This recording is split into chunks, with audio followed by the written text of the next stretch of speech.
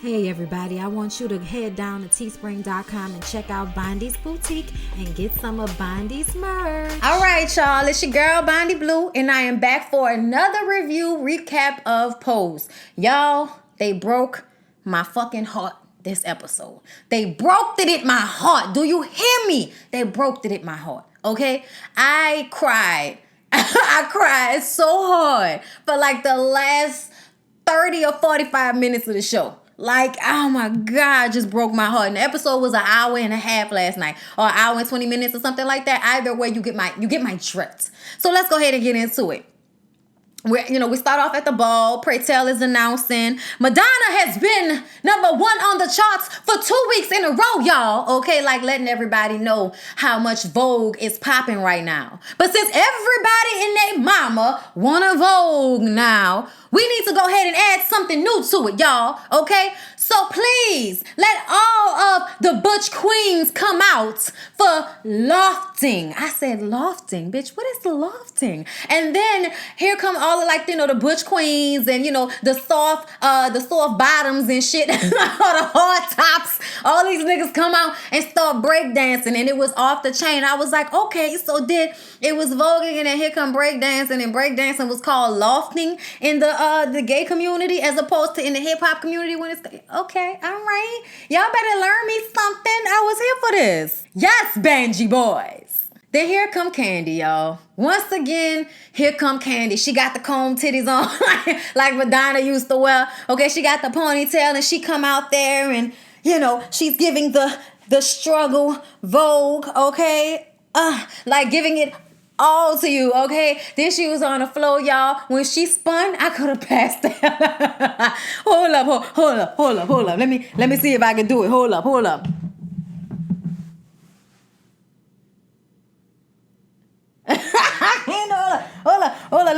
Let me do it on that. Hold on.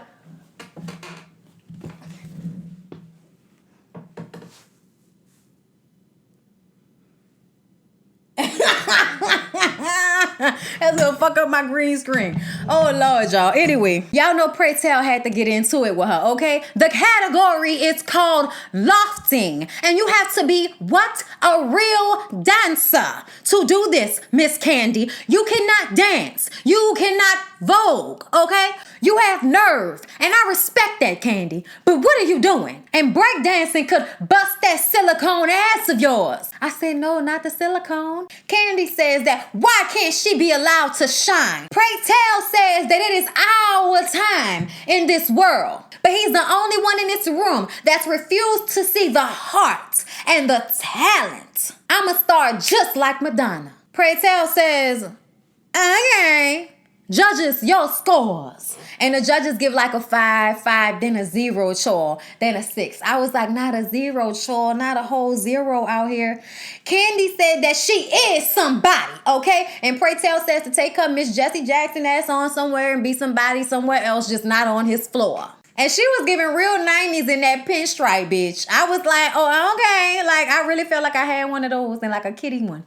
Like, the pinstripe pants, and a white shirt with a pants. Girl, yeah. Okay, look, everybody had one of them in that day. So Blanca and Pray Tell go down to the hospital for what assumably is a conversation about having another cabaret, okay, to bring attention to the AIDS crisis. Okay, y'all want to be out here voguing and living in the culture, but y'all don't want to care about the fact that everybody's dying of the plague right now, okay? And so when they sit down with Nurse Judy, the conversation is actually about Pray Tell and how he hasn't wanted to take AZTs because he thinks it's poison and it'll kill him. A lot of people had a bad hard time on that medication. It made them very sick. It didn't help, and they ended up dying worse than they would have had they just, went ahead and died from pneumonia. So it was pretty bad for a lot of people who took AZT. But Blanca's T cells have been going up since she's been on AZT for a couple of weeks. And it's already kind of been showing that Pray Tell is weak and getting tired. So she wants him to start taking the AZT medication. And he says, no, I don't want to take that. I want to take a more holistic approach. And Nurse Judy says, and that shit ain't gonna work. Okay? You need to get on this medication sooner than later. And Blanca says, we love you, Pray Tell. We just trying to help. And he says, find another way to love me. Okay? And I'm going to go and enjoy the little bit of my life I have left. And he walks off, takes the jacket. Y'all, he was cute too. And that red, I was like, oh, all right. Like, I was feeling it. I was feeling the wardrobe this episode. I really was. Okay. So he goes and has a meeting with the other men of the council. And I just thought it was funny that all the men of the council was black men. I'm like, oh, really? Y'all ain't have no trans people that y'all could have had on there. They the ones that be coming in there giving y'all realness, and ain't none of them on the council. It's only men's. Okay. I'm just saying, I see y'all. So they just discussed some of the things that's been going on. Like, they've been having so many moments of silence. We need just to have one moment of silence at the beginning for all of the people that have passed, before that night. And it's just kind of, bringing everybody down to have so many of them. So they need to fix that. And they were talking about how they needed to come up with some new categories, because some of those categories are from 1973, girl, when it all started.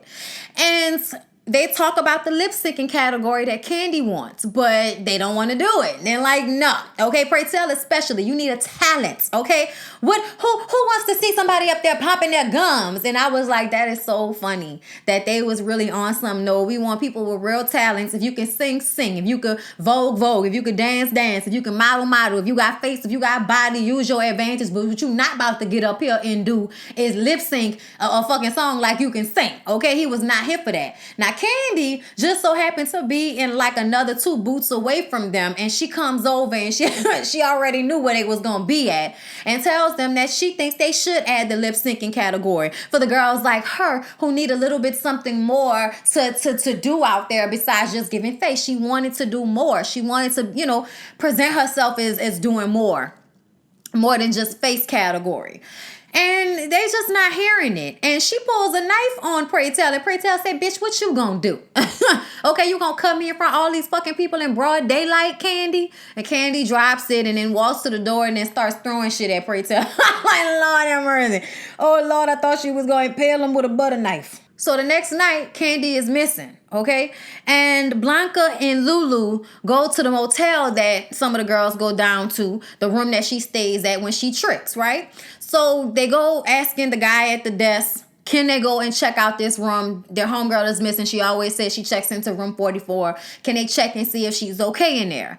And, they notice that the key is gone. So obviously somebody is in the room. But of course, the asshole behind the desk doesn't want to go look. So Blanca leaves her number and says, if anything, happens or you see her come out, can you please let us know? They leave a picture and they, leave Blanca's number.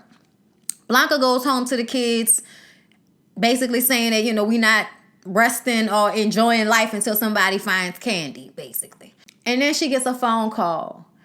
And we don't hear what happened on the phone call. All we see is Lulu knocking down the door to get in, and Blanca saying, come on, let's sit down. Let's wait for a lecture. And she's like, no, tell me what's going on.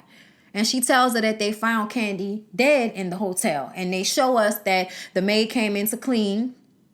After they came and asked about the room, the guy was kind of worried. So he went and had the maid check the room. And when she went in, Candy was dead, beat to death in the closet. And this is actually, y'all, I knew it was going to happen right before it happened. I was like, oh no. Because I remembered, hearing about the story. This was Venus Extravaganza's, I think, story. So yeah, this was a Venus Extravaganza story. And basically, she was missing for 4 days, but she was found on Christmas 1988 it wasn't in a closet. It was actually under the bed in a motel or a hotel. I forgot the name. It was like a New York hotel. She was found dead under the bed, and she had been there for 4 days. And people had said that she had lived her life carelessly, the way she prostituted herself for Johns, some of them not knowing that she was a girl or a boy and hurting her. It had happened previously where she had barely escaped somebody trying to kill her when they found out that she wasn't, a natural born woman. And it happened to Candy. And Candy, y'all, I was so hurt. Like, as much as Candy's character was such like an aggravation for us, she was funny and matter of fact, and of course always gave face. And it's just, a character you love to hate, but you definitely didn't want to see die like that. Y'all, I'm telling y'all, I cried from like this point to the end of the show. When everybody is at the house talking about what happened, Angel says that she's the 11th girl to be killed in this year, and it was May. So many trans women were being killed at the time, and to have this happen to Candy, everybody is just really, really shocked and upset. Judy, Blanca, and Electra go to the hospital and beg the guy who is over the morgue to release Candy's body to Electra and Blanca. The guy is actually gay, and Judy uses that as a way to convince him because, in 30 years, you and your man have spent all this time together, and his family comes along and says that you don't have any rights to his body. How would you feel? That would be fucked up, wouldn't it? And he was like, yeah, it would be fucked up. So he had them fill out the paperwork and sent the body to the mortuary, the only one that was actually servicing them, because we see them going to the same one over and over again. And it's because that was the only one that would service their bodies. Lulu didn't show up because she just didn't want to see her like that. She didn't want to see Candy like that. But Angel, Blanca, and Electra are the first ones there the day of the funeral so that they can look at her body and make sure that she looks right before everybody comes. And of course, they didn't do a good enough job. They put like an old lady wig on her. The makeup wasn't that great. So they broke out everything in their purses and they fixed it to the best of their capabilities, the way Candy would have wanted to be seen, half up, half down, bow, red lip. You know what I'm saying? During the funeral, Angel is really upset. She was tasked with calling Candy's parents. And the fact that they didn't come really upset her. She felt as if she failed Candy. Pray Tell does her service, of course. And, of course, they didn't see eye to eye. We know how it went down. So Pray Tell tells the truth when he gets up there. No matter what, that was his sister. And he's all our sister. It's just hard no matter what. And so when he sits down for the moment of silence, we see Candy appear to him. And she, this is the first person she appears to. Y'all, this was like some of the best shit I've ever seen for somebody dying. For her to have a chance to say everything she needed to say to everybody she needed to say it to. Even though in real life, that people never get that chance. But to watch her be able to do that gave us some satisfaction at the end of such a very sad episode. So she says to Pray Tell that she forgives him. And she doesn't understand why he refused to see her. He would give trophies to everybody in there, even people who didn't deserve it. So why didn't he see her? And he admits that she was everything that he was trying to hide within himself. Black, unapologetic, femme, all of those things that he wished he could be. He really couldn't be. And it was his way of survival. And that was him pushing Candy away because she was a representation of everything that he wished he was free enough to be. And Candy says that, she never had a choice. Like, what was she going to do? Being, the person that felt like they were born in the wrong body and wanting to be a woman when you were a little boy, wanting to play with girls' toys, when you're obviously a boy and should be playing with boys' toys. So it's the way she grew up. Not even understanding who she was, but just being that. It was just harder to conceal that. I think that's what she was trying to say, as opposed to Pray Tell maybe being, feminine, but not actually being a woman, or really wanting to be a woman for that fact. You know what I mean? Like, I'm sure he just likes being a gay man, but would like to be able to drift into the confines of being femme when he wants to. You know what I'm saying? Like, I feel like that's what I'm feeling from Pray Tell. Because then when you look at Billy Porter's actual Instagram, he kind of does out of the box things with the clothes and everything. You can still see that it's him,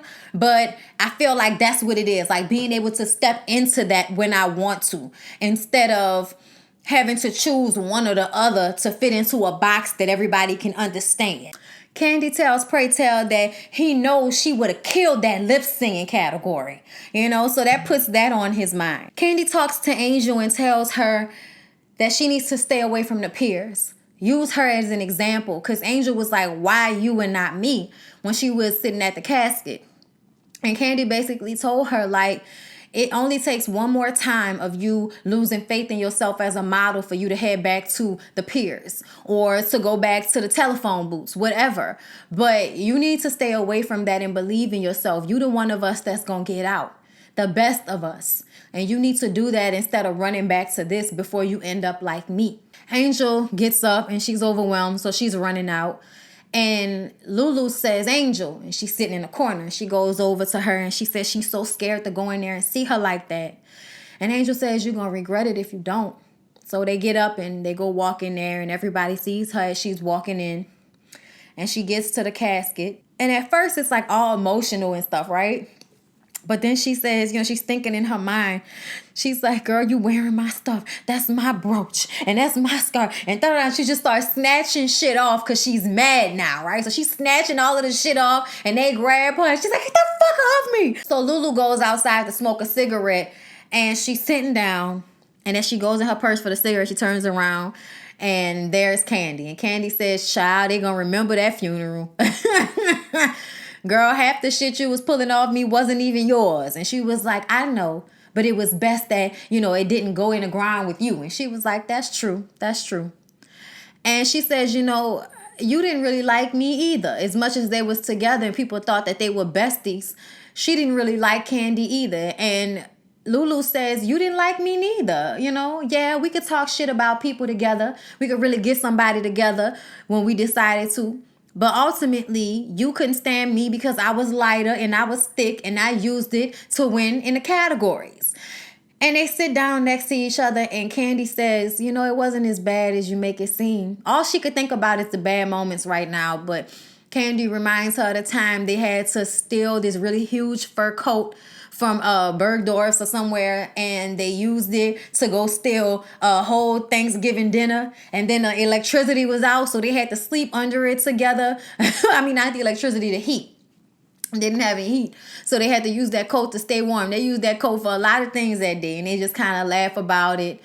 And Lulu says, yeah, maybe we did have some good times.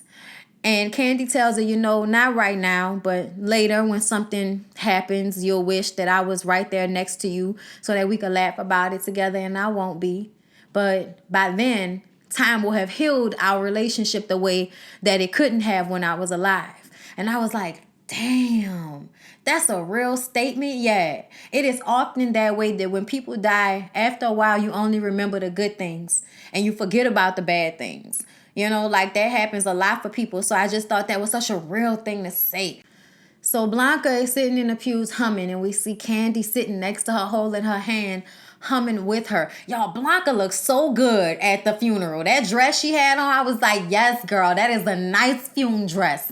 And then here come Electra, who I don't even have to say looks good. Y'all already know. Electra says, Blanca, there are two old people stealing some of our refreshments. You have to come out and get them away. Okay, so Blanca says, all right, girl. So she jumps up and runs into the hall where the food is. And she opens the door and Electra just kind of walks away. And you can tell automatically that that's Candy's mom and dad.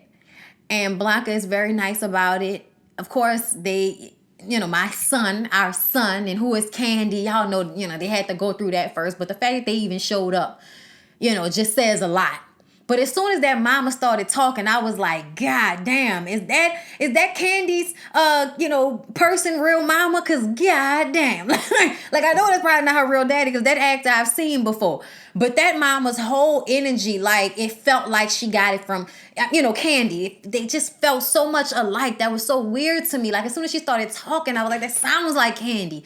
That shit was crazy. But they walk in there after Blanca, how y'all doing? Y'all could come in and see her. Just very sweet and nice about it. Blanca is the person to handle all of this shit, okay?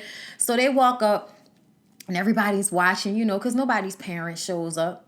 People's parents don't show up. And when they showed up and they walked up there and they stand there and they look at her body, and Candy talks to the mom first. And the mom, is standing there and she's like, I'm sorry, I don't know why I didn't see you until now, like didn't see that this is just who you are, and what we felt you should have been shouldn't have really mattered, And Candy explains how she got everything from her mom, and she thought that her mom was, giving her the okay when she didn't shoo her away from her wigs and makeup and heels and things. You know, she just let her do her. And she said, I thought you were creative, but nobody gave me, you know, like a pamphlet or a book on how to raise a child like you. I'm like, yeah, back then, people didn't know what the fuck to do. They just felt like, you know, worst case scenario, your child is gay, not that they want to become a woman. So that was hard for the mama, but ultimately, she says, all I see when I look at you is my baby. And y'all, my heart just broke in 100 pieces. Like, I was just like, oh no, Lord, I'm crying right now. Hold up. So then she talks to her dad. And it seems as if her dad seems to have had like the softer side for her. And she explains how she felt her father really saw her the day or the Christmas that he gave her the dollhouse that she had been begging for like 2 Christmases or something like that. And a Kwanzaa. And he was like, I just wanted my baby to have what he and then, you know, what she wanted, which was that dollhouse. And that was like the one time Candy felt seen. And the daddy even said, like, when they first started talking, how maybe she wasn't that, you know, good of a thrower when coming throwing the football, but she could tackle. You know, she was feisty and she was tough. And, you know, Candy tells her dad that she got that from him. And y'all, it took me the fuck out. I ain't gonna lie. Like what happened with the parents, them having that talk with her and then them going to sit down and just kind of being a part of the service, regardless of how they felt, feeling like at the end of the day, that was my child. Like that really got to me because so many people ignore that feeling because they care so much about what other people think about them and how other people will look at them when they accept their child, however their child is, you know? But anyway, so Pray Tell gets up there and says, can we call in the pallbearers? And the pallbearers come, and also the council. The council announces that they will be adding the lip sync category, and it will be called Candy Sweet Refrain, y'all. And when they pallbearers come to get the casket and they push it into, you know, obviously the set is set up to where they pushed it into the ballroom. And Candy is dressed in this, real nice kinky weave with the glitter and everything. And a nice red Tina Turner dress, bitch. And she got out the casket and started singing, 'cause I never knew love like this before. What a surprise, 'cause I never knew love like this before. Once then I'm lost, then I'm found, and you turn my world around. Y'all, that's my shit. I love me some Stephanie Mills, y'all. And that, 'cause I never knew love like this before. How y'all gonna make one of my favorite songs sad? Never knew. I never knew.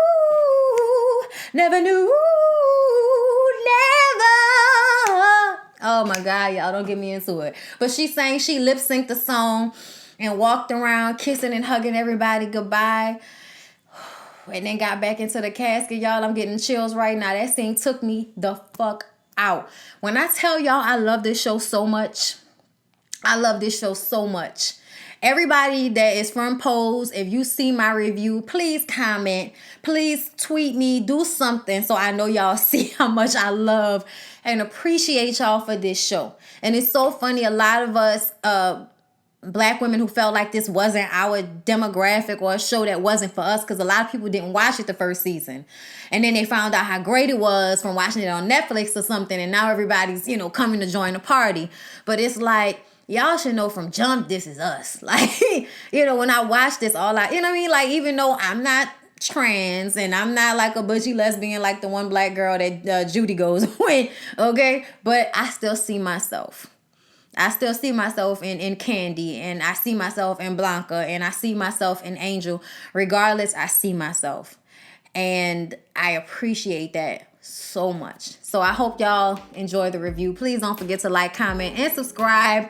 And I'm going to listen to some Stephanie Mills and get out of my feelings. See y'all in the next one.